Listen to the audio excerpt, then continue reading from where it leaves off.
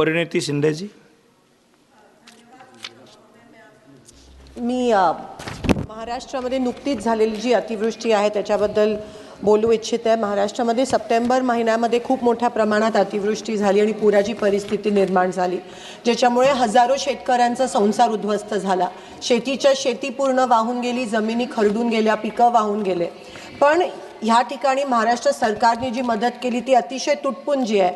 आणि त्या उलट अतिशय लाजिरवाणी गोष्ट अशी आहे की केंद्र सरकारकडून आम्हाला जी मदत प्राप्त होणार होती ती अजूनही प्राप्त झाली नाही आहे, कारण शासनाने केंद्राला अजून प्रस्तावच पाठवला नाही आहे. कालच ह्या सभागृहात मिनिस्ट्री ऑफ होम अफेअर्सनी कन्फर्म केलं की महाराष्ट्राकडून कोणत्याही प्रकारचा प्रस्ताव या ठिकाणी केंद्र शासनाला NDRFच्या माध्यमातून प्राप्त झाला नाही आहे. आणि त्यामुळे अनेक महाराष्ट्र, खास करून सोलापूर आणि उस्मानाबादच्या शेतकऱ्यांवर खूप मोठ्या प्रमाणात त्या ठिकाणी अन्याय होत आहे.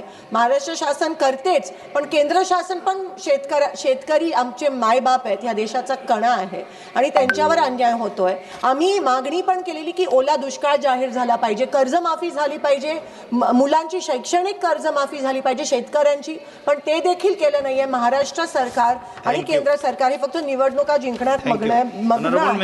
आणि शेवटचा विषय असा है कि फार्मर आईडी की जी अट है, KYC साल में 4 बार की जाती है, उसकी कोई जरूरत नहीं है. वो क्राइटेरिया रद्द करके हमारे किसानों को तुरंत मदद मिलनी चाहिए केंद्र सरकार. बहुत बहुत धन्यवाद सभापति महोदय. गंडक नदी